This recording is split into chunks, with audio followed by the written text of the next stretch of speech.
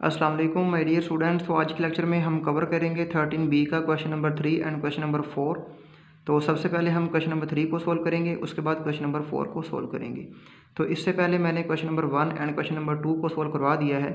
आपने चैप्टर 13 का कोई भी क्वेश्चन देखना हो सर्च में लिखेंगे और साथ आप लिखेंगे सर राउफ, तो वो लेक्चर आपको मिल जाएगा, तो आप क्वेश्चन को ईजिली सोल्व कर सकते हैं।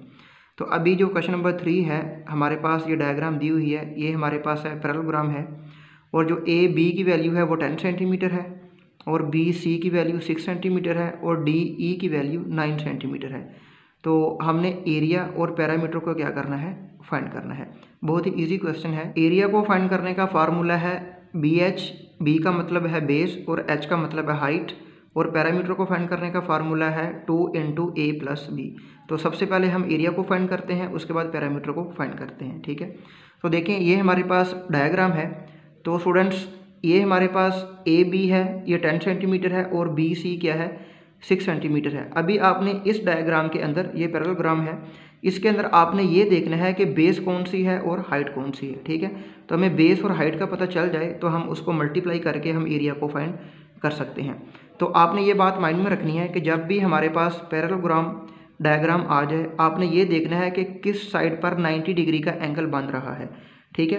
देखें ये ए बी है, इस पे तो 90 डिग्री का कोई एंगल नहीं बन रहा। अब अगर इसको मैं इस तरह देखूं, इस डायग्राम को देखें, ये जो बी सी है इसके ऊपर ये 9 सेंटीमीटर का, ये 90 डिग्री को शो करता है, ठीक है। ये 90 डिग्री का एंगल बी सी पे बन रहा है। जिस साइड पे 90 डिग्री का एंगल बन रहा होगा वो साइड हमारी बेस कंसीडर होगी, ठीक है। और जो एंगल गिर रहा होगा उसकी जो लेंथ होगी वो हमारे पास हाइट कंसीडर होगी, ठीक है। अभी जो बी सी यानी कि जो बी सी है ये 6 सेंटीमीटर है, ये हमारी बेस होगी, और जो इसके ऊपर एंगल गिर रहा है 90 डिग्री का, ठीक है, ये 9 सेंटीमीटर है ना डी ई, ये बी सी पे 90 डिग्री का एंगल बना रही है। ये जो लाइन है डी ई ये हमारी हाइट होगी, और बी सी और जिस पे गिर रही है, जिस पे वो लाइन गिर रही है यानी वो 90 डिग्री का एंगल बना रही है वो हमारी बेस कंसीडर होगी, ठीक है। तो अभी बेस क्या है 6 होगी, इसको मैं यहाँ पे लिख लेता हूँ, यहीं पे हम वैल्यूज़ को पुट कर देते हैं। बी हमारी क्या होगी 6 होगी मल्टीप्लाई, अभी जो डी ई है जो बेस पे लाइन गिर रही है यानी ये हमारी जो है हाइट कंसीडर होगी, यानी 9 हमारा क्या होगा हाइट होगा। तो हम इसको मल्टीप्लाई करेंगे, 9 को 6 से मल्टीप्लाई किया तो यहाँ पर आ जाएगा जी 54 आ जाएगा, ठीक है। ये भी सेंटीमीटर है, ये भी सेंटीमीटर है, तो ये इसका स्क्वायर आ जाएगा, इस तरह सेंटीमीटर स्क्वायर आ गया। ठीक हो गया स्टूडेंट्स, ये बात आपने माइंड में रखनी है। आगे जितने भी क्वेश्चन होंगे आपको वो वैल्यूज़ चेंज करके भी दे सकता है, ठीक है। तो आपने बस ये माइंड में रखना है कि जिस लाइन पर वो 90 डिग्री का एंगल बन रहा है, ठीक है, वो बेस होगी, और जो लाइन एंगल बना रही है उसकी जो लेंथ होगी वो क्या होगी हाइट होगी, ठीक है। अभी हमने फाइंड करना है पैरामीटर। तो पैरामीटर को फाइंड करने का फार्मूला है 2 इंटू ए प्लस बी, ठीक है। आप इस साइड को ए कंसिडर कर लें या इसको कर लें, वो आपकी मर्ज़ी है। ये दोनों क्या हो रही हैं आपस में प्लस हो रही हैं, ठीक है।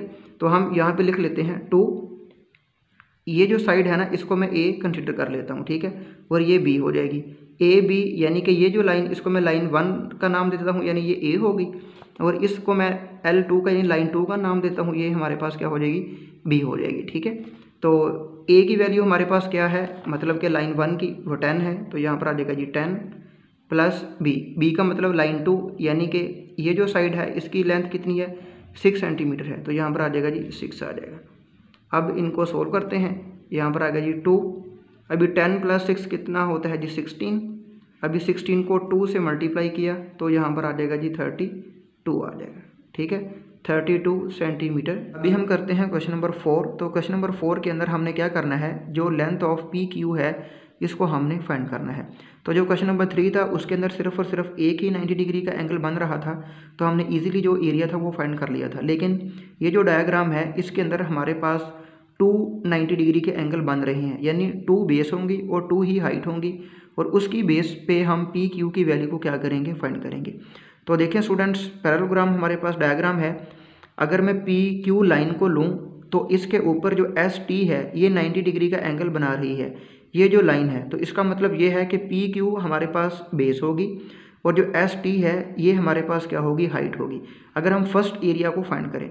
और जो सेकंड एरिया हम फाइंड करेंगे तो वो हम इस वाली लाइन को देखेंगे। देखें ये जो क्यू आर है ये हमारे पास बेस होगी, क्योंकि इसके ऊपर 90 डिग्री का एंगल बन रहा है। जो क्वेश्चन नंबर 3 था उसके अंदर मैंने बहुत डिटेल से बताया है अभी कि जिसके ऊपर 90 डिग्री का एंगल बन रहा होगा वो लाइन हमारे पास क्या होगी, बेस होगी, और जो लाइन 90 डिग्री का एंगल बना रही होगी वो हमारे पास हाइट होगी। ठीक है, और हमें बेस का पता चल जाए और हाइट का पता चल जाए तो हम एरिया को फाइंड कर सकते हैं। अब देखें, अगर इस वाली लाइन को मैं लूँ तो पी क्यू हमारे पास क्या होगी, बेस होगी, और एस टी हमारे पास क्या होगी, हाइट होगी। अगर मैं इस लाइन को लूँ तो क्यू आर हमारे पास बेस होगी और एस यू जो है ये हमारे पास क्या होगी, हाइट होगी।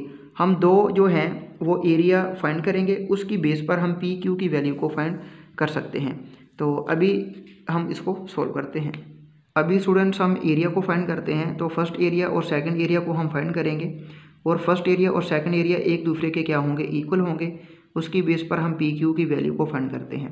तो सबसे पहले बेस और हाइट को हम यहाँ से फाइंड करते हैं। तो एरिया का फार्मूला क्या है, बी एच, बी मतलब बेस और एच मतलब हाइट। अगर पी क्यू को मैं बेस लेता हूँ, पी क्यू को मैं बेस लेता हूँ तो एस टी हमारे पास क्या होगी, हाइट होगी। तो पी क्यू बेस होगी, पी क्यू बेस है, मल्टीप्लाई हाइट, वो क्या है, एस टी आ गया, एस टी हाइट होगी। ये इक्वल आ गया। ये फर्स्ट हमारा एरिया हो गया। सेकंड एरिया क्या होगा, सेकंड एरिया क्यू आर हमारे पास बेस होगी और एस यू जो है ये हमारे पास क्या होगी, हाइट होगी। यानी क्यू आर ये बेस है, multiply S U, S U हमारे पास क्या होगी, हाइट होगी। यानी इसके अंदर दो बेस हैं और दो ही हाइट हैं। तो हमने ये फर्स्ट एरिया फाइंड कर लिया और ये सेकंड एरिया फाइंड कर लिया। तो इसकी बेस पर हम पी क्यू को फाइंड आउट करेंगे। तो पी क्यू को हमने फाइंड करना है, multiply S T, S T की वैल्यू हमारे पास गिवन है, वो कितनी है, 8 मीटर है। तो यहाँ पर आ गया जी 8, ये इक्वल। उसके बाद Q R, Q R base है, क्यू आर की वैल्यू हमारे पास गिवन है, वो कितनी है, 10 मीटर है। तो यहाँ पर आ जाएगा जी 10 मीटर, मल्टीप्लाई एस यू। तो एस यू की वैल्यू हमारे पास कितनी है, 11.2 है। तो यहाँ पर आ जाएगा जी 11.2 आ जाएगा। तो पी क्यू इक्वल आ जाएगा 10 मल्टीप्लाई 11.2 ओवर, देखें ये 8 यहाँ पर मल्टीप्लाई हो रहा है ना, इधर आकर क्या हो जाएगा, डिवाइड हो जाएगा। तो 10 को अगर मैं मल्टीप्लाई करूँ 11.2 के साथ तो ये आता है 112 ओवर 8।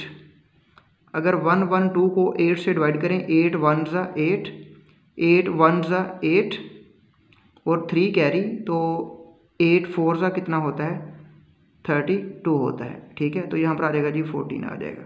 112 को डिवाइड करें 8 के साथ तो 14 मीटर हमारे पास क्या आ जाएगा जी, आंसर आ जाएगा। ये पी क्यू की वैल्यू आ जाएगी। तो उम्मीद है कि स्टूडेंट्स आपको question number 3 and question number 4 की समझ आई होगी। सिंपल मेथड है कि आपने सबसे पहले बेस को देखना है कि बेस कौन सी है। बेस वो होगी जिसके ऊपर 90 डिग्री का एंगल बन रहा होगा, और हाइट वो होगी जो लाइन 90 डिग्री का एंगल बना रही होगी। तो बेस और हाइट को फाइंड करें और एरिया को फाइंड करें। तो बहुत ही इजी क्वेश्चन है। उम्मीद है कि स्टूडेंट्स आपको इन दोनों क्वेश्चन की समझ आई होगी। फिर भी किसी भी किस्म का कोई भी क्वेश्चन में मसला आता है आप मुझे ज़रूर कमेंट्स बॉक्स में बताएं। हम इंशाल्लाह मसले को सॉल्व करेंगे। तब तक अपना बहुत ख्याल रखिएगा। अल्लाह हाफिज़।